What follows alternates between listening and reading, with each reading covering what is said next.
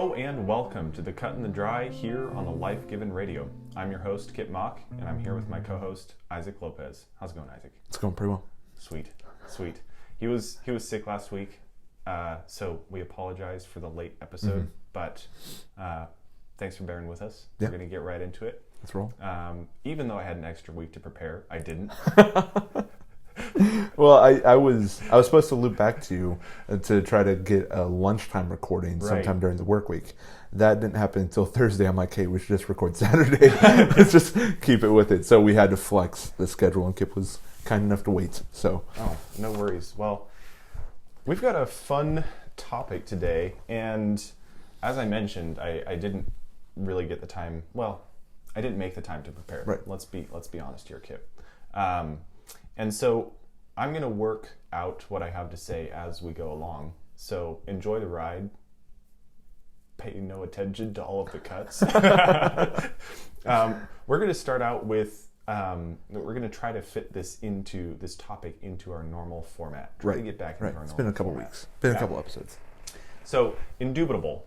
We're going to talk a little bit about what the Bible has to say in the first couple chapters of Genesis about a woman's role in her relationship with her husband. And actually, this actually builds off of our last episode. I just realized this. Oh, wow. But we just talked about courtship, right? In Proverbs 30, 1 through 30 is all about the guy. Yeah. And we really hammered the guy in that episode. So here we are. We're bringing some balance to the world. To be fair, most of this episode is going to be spent hammering on guys again. Yes, but definitely. We're going to take a couple minutes to, lean into the misogynistic tendencies. Right. This podcast that has. People probably have thoughts about our podcast. Anywho, I want to start by reading a couple verses from first couple chapters of Genesis. Genesis 2:18 says, "The Lord God said, 'It is not good for the man to be alone. I will make a helper suitable for him.'" So what we're going to try to answer is what, at least briefly, there's a lot to this question, but obviously. what does God mean by a helper? What does a man need help with? Right. And we'll try to answer this question indirectly in our 4 cents, but I kind of want to just get this out on the table and define what we're talking about here from the get-go. So in Genesis 1:28, it says, "And God blessed them, and God said to them, 'Be fruitful and multiply, and fill the earth and subdue it, and have dominion over the fish of the sea, and over the birds of the heavens, and over every living thing that moves on the earth.'" So the main thing I want to draw from this verse is two very distinct callings that are very different things. Now, that doesn't mean that one of them leads to the other. It does not mean that one of them doesn't lead to the other, because filling the earth does lead to subduing it. Right. So reproduction and raising godly children will eventually lead to the subjugation of the earth to Christ's kingdom. However, they are two different things that we are told to accomplish. We are told to be fruitful, multiply, fill the earth. Okay. That's all in one side. Make babies. That's one column. Right. The other side of it is subdue the earth and have dominion over it. Right? So there are these two things that we are called to do as human beings. So what a woman was created to help a husband with, what woman was created for man for, is to help with these things. Right? And let's be honest here. In terms of the being fruitful and multiplying part, us guys are the helpers. We don't really have much to do in that department. Kickstarters, basically. But where our task really comes into bear is in subduing the earth and having dominion over it. And that's where we need help. Right. Because guys, generally speaking, are not very good at the dominion mandate without somebody behind them. Right. And that can be as simple as somebody behind them who keeps their house clean, keeps their home in a manner that they can come home to it and have a place to relax from the stress of the outside world. Right? And women are built to do this and do it incredibly well. They're built to help their husbands with the task of dominating the world. And the problem isn't necessarily in Christian circles that women aren't doing this helping. It's usually more the case that men aren't doing the dominating. And that's what we're going to talk about in our fourth sense. But at the same time, with the rise of feminist culture and that infiltrating the church, there's a lot to be said on the other side of the coin as well.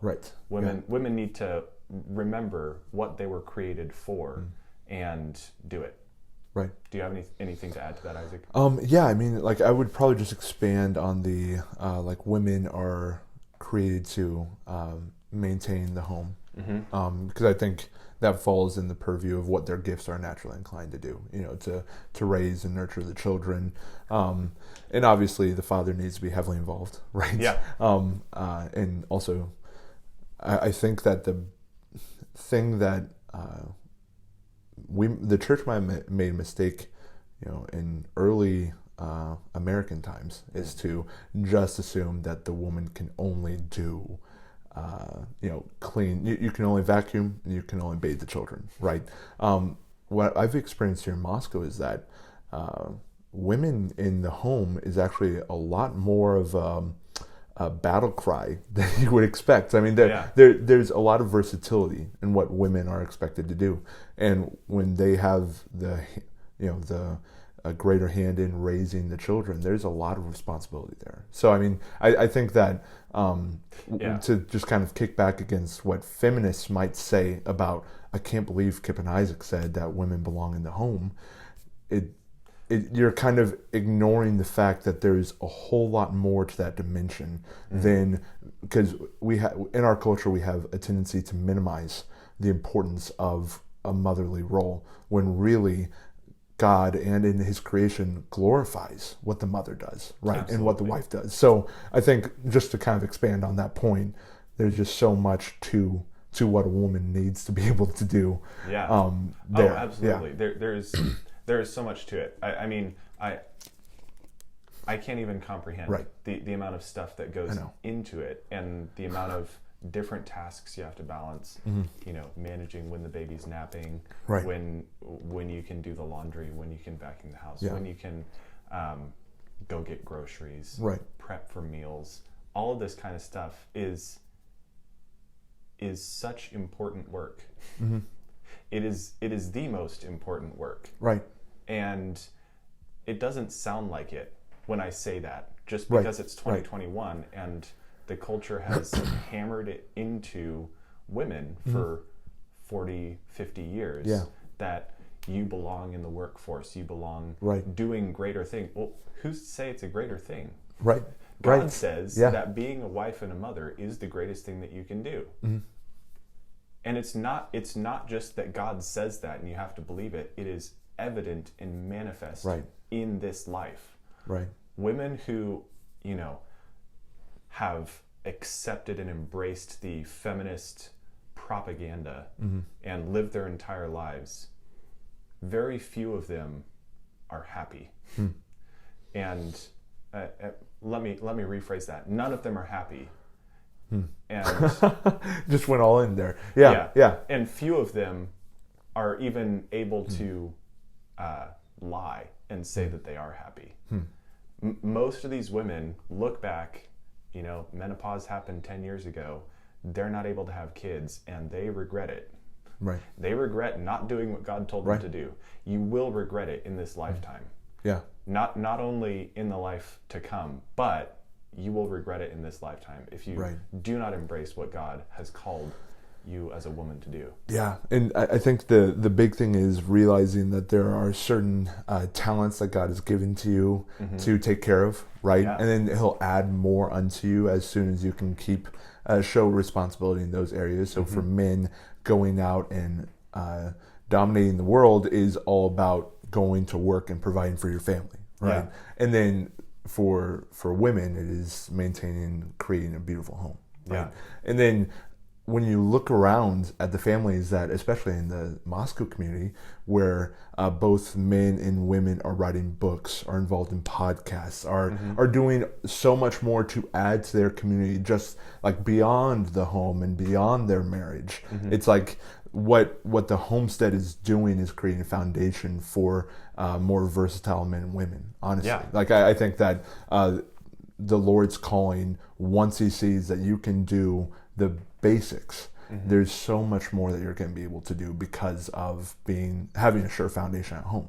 right? Yeah. And having a sure marriage and having a good father and mother and family quadrant there. So yeah, absolutely. Yeah. Well, there's a lot to say there, but I want to move right into our 4 cents because, well, I have no idea what this segment is called, but we're going to read a few verses. Well, I guess I can make up a name. We're going to talk a little bit about using worldly means to expand God's kingdom, and don't read too much into me saying worldly means. Right. Okay. Just let me explain it. Okay. As we go along. It's not what it sounds like. Okay. Yeah, I should have just left it as a cliffhanger. You should have. Yeah. I shouldn't have told them. Golly, well, you're spoiling it. Just click off the episode. Okay. There it is. That's like the 7th or 8th time where you've told people to not listen to the podcast. It's reverse psychology, Isaac. Wait. And it's really working. So the first verse I want to read is from the first chapter of 1 Corinthians. Well, it's a few verses.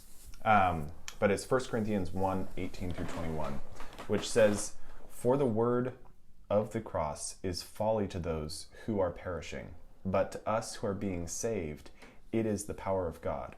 For it is written, I will destroy the wisdom of the wise, and the discernment of the discerning I will thwart. Where is the one who is wise? Where is the scribe? Where is the debater of this age? Has not God made foolish the wisdom of the world? For since in the wisdom of God, the world did not know God through wisdom, it pleased God through the folly of what we preach to save those who believe." It's a bit of a mouthful, but it's such a beautiful passage, right? It's talking about, of course, the cross, the burial of Christ, the resurrection of Christ, and how that turning point in history, that victory, is crazy. Right. It's crazy to those who are perishing, who are not in Christ. But to us, it is the power of God. To those who are in Christ, it is the power of God. And then he goes on to say, Paul goes on to say, God has made foolish the wisdom of this world. So here's the deal. I love this passage, but I think that a lot of Christians misuse it. Because from my perspective, this 3-verse chunk is primarily talking about Christ's victory in the cross and in his resurrection. Right. And how that particular event absolutely shook the paradigms for what victory means. And it's totally backwards. It's totally contrary to what anybody would expect. It's not what the Jews were expecting the Messiah to do.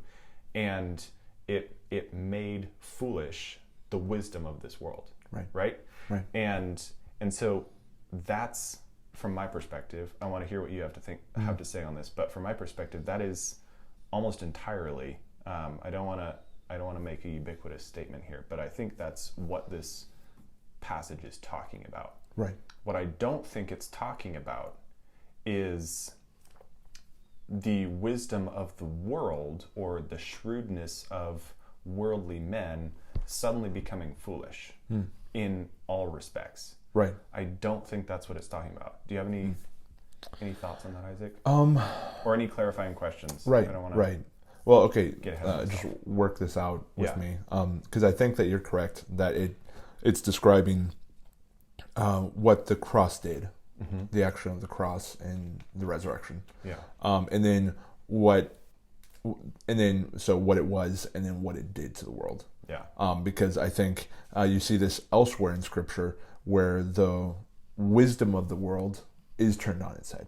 Like it just doesn't make sense to this degree of, I mean, we were talking about this pre-podcast, but, and this is your point, I think you'll probably make, but what Christ did was backwards. Right. You know, like the Jews, when he came into the world, they were looking for a general, right, to lead the troops. And so does that jive with what you're saying? Like, there's like the fallout of the cross is what this is quantifying. Yes. Would that be? Okay. Absolutely. Okay. I think so. Do you think that I'm missing anything in terms of what this passage is referring to? I don't think so. Okay. Well. Yeah. That makes two of us. I think it's just the wisdom of this world is struggled to grasp perfection. Right. So. Yeah. Absolutely. Yeah. So the wisdom of this world has not understood. Well, it's kind of interesting. The beginning of the passage says that the cross is folly to those who are perishing. Right. And by that it means, of course, those who are not saved, those who are in decay, in eternal decay as well as in bodily decay. So it's interesting to note how the cross is folly to the world, but the wisdom of the world has been made folly, right? Because Christ did win. And so it doesn't matter what they think. They might think it's foolish. Their wisdom is foolishness. Right. And, you know, we can just pray that as many people realize that as possible. Yeah. So that's what this passage is talking about. What I mean by people misusing this passage is that I think that a lot of Christians use Christ's miraculous backwards victory as an excuse to not try to conquer the world themselves. Okay. And of course, you're never going to conquer the world like Christ. Right. You can't, right. Yeah. But we are called to have dominion over the earth. We are called to subdue it for the kingdom of God. We're called to bring all nations to Christ, right? And how are we going to do that if we think that, well, we can't do what Christ did, we may as well just hunker down and do the bare minimum. And now I don't want to be misunderstood here. I'm not saying when I'm talking about the bare minimum, I'm saying I think a lot of Christians use 1 Corinthians here to just say, well, you know, I can't die and be resurrected. I can't do what Christ did. So I'm just gonna, you know, lay down my life for my wife and my kids, which we are called to do, right? We are called to emulate Christ's behavior as much as it is physically and spiritually possible for us to do in our imperfect and human state. So we ought to do that. But what my argument is that's not enough. Right. Do all of that, but then do some more. Does that make sense? I think so. So what I'm trying to get at is, I think that a lot of Christians think that because of this passage and from a lot of other passages where, I mean, you know, the gospel story is this backwards victory. Right. And so I think that a lot of Christians think that our victories have to all be backwards too. Okay. Gotcha. Does that make a little bit more sense? So yeah, I think that a lot of our victories are backwards because God works in backwards ways. Right. And so the most impactful victories are going to be raising your kids faithfully, raising them, training them, teaching them, loving your wife, loving your community. Those don't seem, you know, like the greatest victories, but they are. Yeah. Those are the most important things. So my argument, I'm harping on this so much because I don't want to diminish the importance of that. It is your primary priority. It is. Take up your cross daily and follow me. Lay down your life for your family, for your wife, for your kids, for your community. Sacrifice everything you have and everything you are for those around you. That is your primary calling. But we're also called to take dominion of the earth in a worldly fashion. Yeah.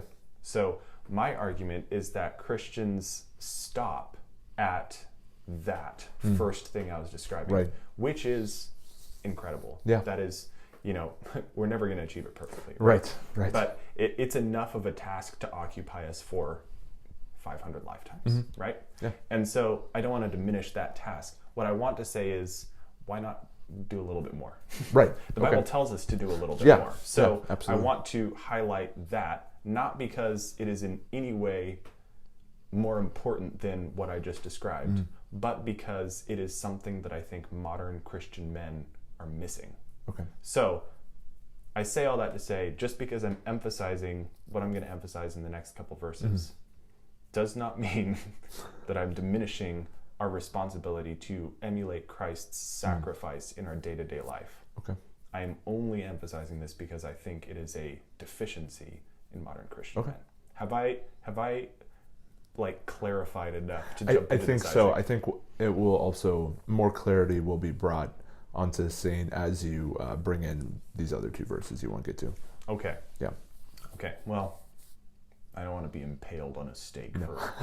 No, I think you've done enough like clarifying that one point. I think now, let's take them deeper. Like, all right. I'm sorry. I'm a little bit. I get a little bit nervous, but okay. There are a couple more verses we want to jump into now that I've kind of set the stage for what we're talking about. These are verses that we've discussed in previous episodes, and I was recently reading through Corinthians, and this verse kind of popped into mind as kind of a contrast to the two verses I'm about to read. Not that I think there actually is tension between these two verses. It's scripture. Right.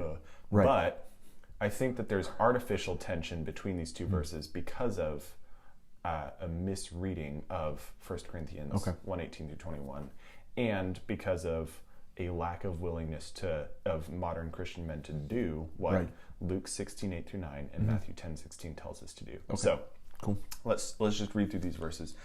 Luke 16:8 through 9. The master commended the dishonest manager for his shrewdness, for the sons of this world are more shrewd in dealing with their own generation than the sons of light. And I tell you, make friends for yourselves by means of unrighteous wealth, so that when it fails, they may receive you into the eternal dwellings. And then Matthew 10:16 says, behold, I am sending you out as sheep in the midst of wolves. So be as wise as serpents and as innocent as doves. So, my initial punchline here is we are called not only to sacrifice ourselves in order to achieve dominion and achieve the conversion of all nations, right? To achieve the cultural mandate and achieve the Great Commission, right? That is the primary thing that we ought to do. But what we also ought to do is use worldly means to conquer the world, because Matthew and Luke, Christ tells us in Matthew and Luke to do so. Yeah, we're not only called to lay down our lives; we are called to sometimes pull out our sword and chop off a few heads. Right. And that looks different in every man's life, but generally speaking, the application I want to pull all of this down to is a man's place is not only in the home, sacrificing himself for his family and providing for his family physically, mentally, spiritually, providing a home for them, providing food for them, providing money for them. That's not your only task, right? How are you providing for them? Well, you're providing for your family with a job, right? And your job is not just a way to make money. That's what I'm getting at. I think a lot of Christians kind of see their income as a means to an end, right? And it is a means to an end. But I want to push back and say, yeah, it's a means, but it's also an end in and of itself, right? Because we're called to glorify God in everything that we do. That doesn't just mean after we get the paycheck. It means in our day-to-day work environment, how we interact with our coworkers, how we display the reflection of Christ in us, how we dominate the workplace, how we improve the workplace for the glory of Christ. Right. All those things that, this is at least 8 hours a day, right? Yeah. This is the majority of your time, and you need to stop thinking about it as a means to an end. Right. Right? While it is a means, it is also an end in and of itself. Right. Yeah. What do you think about that, Isaac? Yeah, I think that's, I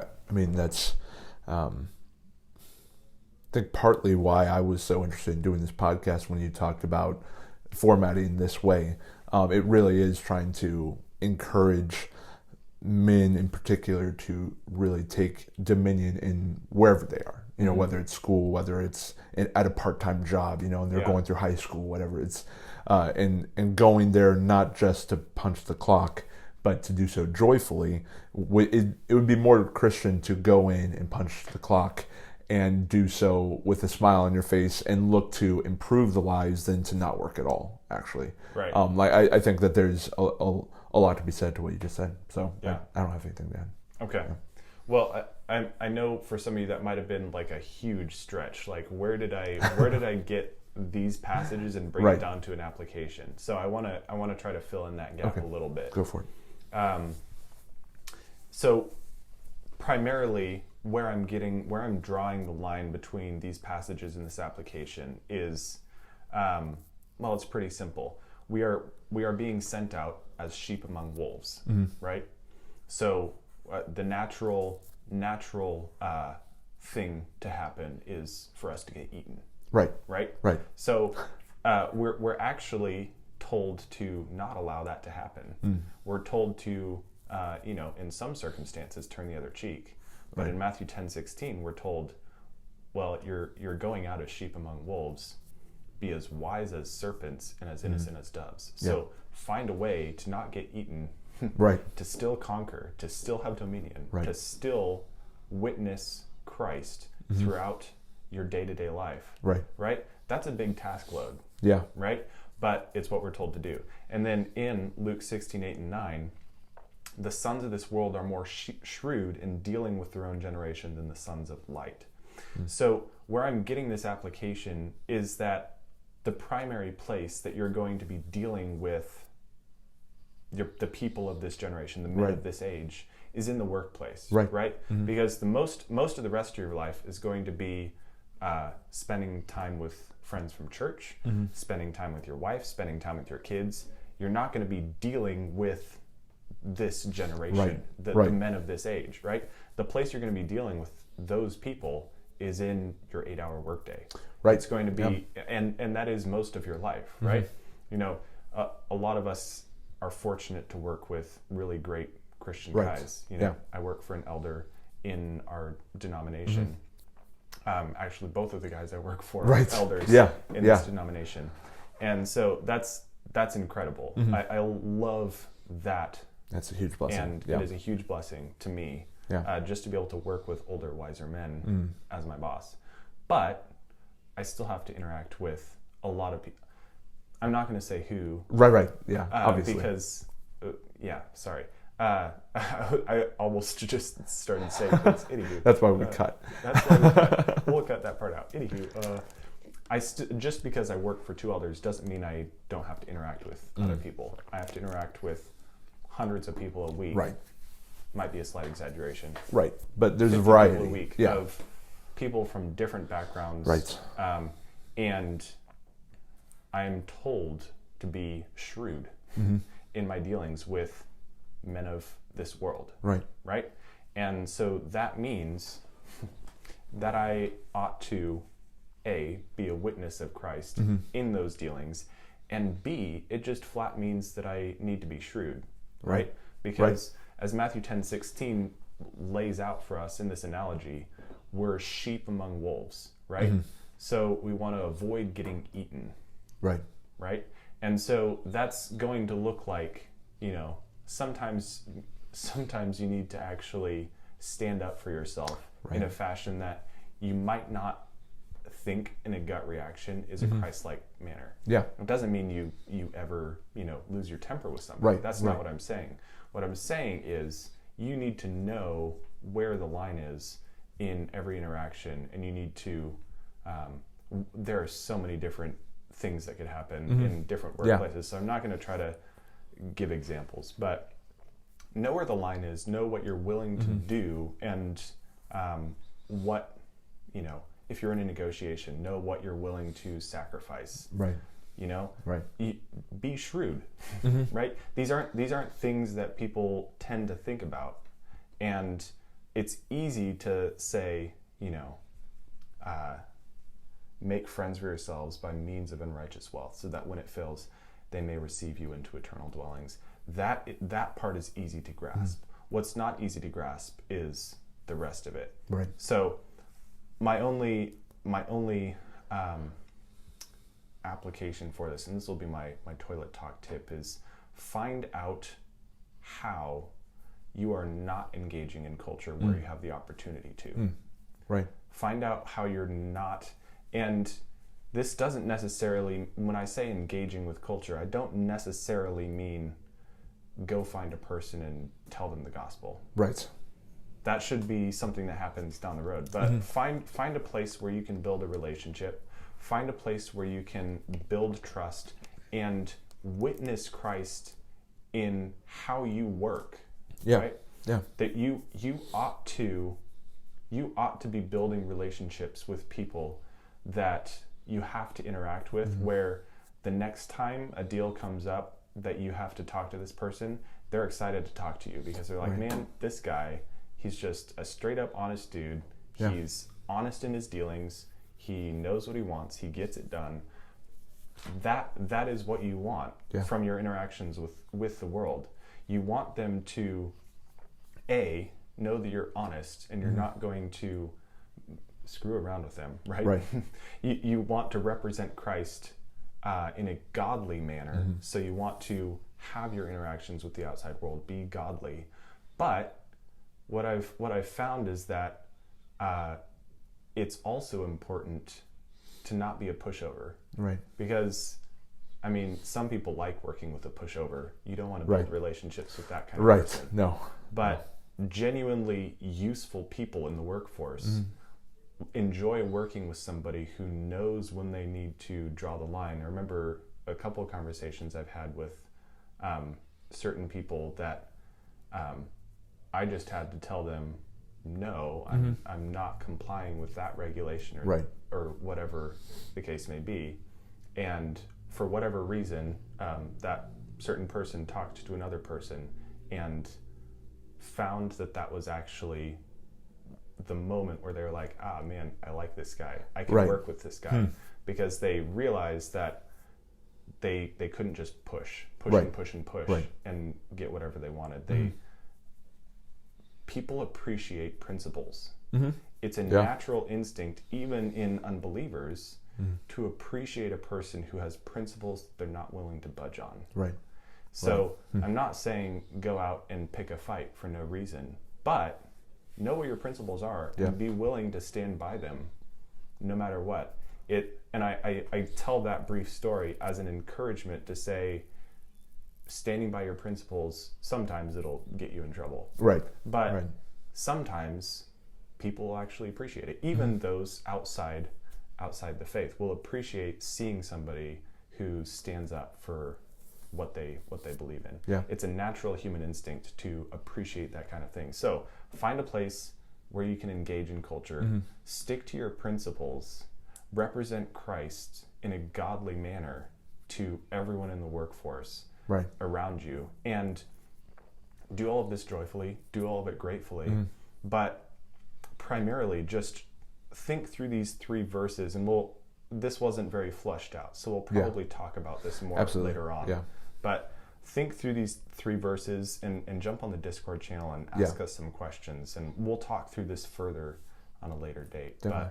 But I just wanted to get this concept out on the table for discussion. But that's my toilet tip, Isaac. Or toilet talk tip. I want to hear what your toilet talk tip is. Well, first of all, just to riff off of what you said, I thought that the application is, we talked about this pre-recording, but what your rant there was your well-reasoned rant. I thought Thank you. This wasn't an angry rant. Apparently that happened earlier in the week. I think that just from my research on the news brief, and I've seen in the last 2 weeks examples of actors and actresses and singer and songwriters getting fired for things that they'll post on social media. And some of them are for very legitimate questions they'll ask on social media, but we're really in a time that the trickle down is going to start happening, where companies are or will fire you for something you say when it comes to your faith, or when it comes to something you say when it comes to politics, right? Which should be based off of your faith, right? And so I think this comes at a very apt time, because everyone and their dog's liable to be fired if you say the wrong thing according to that company, right? And obviously, like I really like the point that you made, like figure out a place where you can engage the culture and do that. And I think you obviously need to weigh the cost-benefit analysis, right? You don't want to go if you work in a liberal workplace, and you don't have Amazon, another job lined up, right? You do. There is to a degree. You still, like, the main directive is provide for your family. So if you have a family of 10 waiting for you at home, and that paycheck is what is keeping you guys afloat, don't tweet out something dumb right now. I think that there's not dumb, but something that'll get you fired. Yeah, exactly. No, that's a great point, because it's super easy for me to sit on my comfy chair here and say, because I work for 2 elders in my denomination, and it's a good work situation. It is a great work situation, but I understand. I've talked to a lot of guys who have actually, reached out to me and said, "Hey, thanks so much for saying the things you do. I wish I could, but I work at Amazon, or I work at Starbucks, or I work at whatever." And if I said even 10% of the things that you said, I would be gone. And that is totally justifiable. So my point there I've never been in a situation like that, so I'm sorry. Thankfully. But if you're in that position, you are right on the battle line. Right? Yeah, you are. And so it's easy for me standing, half a mile back, just kind of wave and yell, calling the shots, right?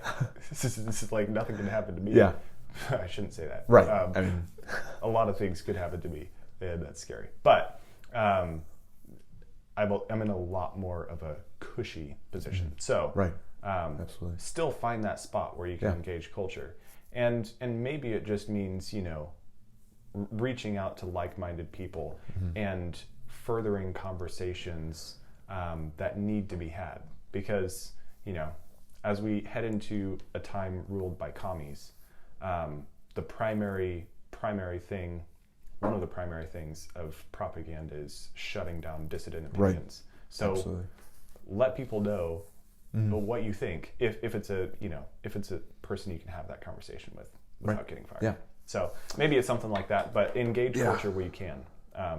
But that's a great point, Isaac. Thanks for bringing that up.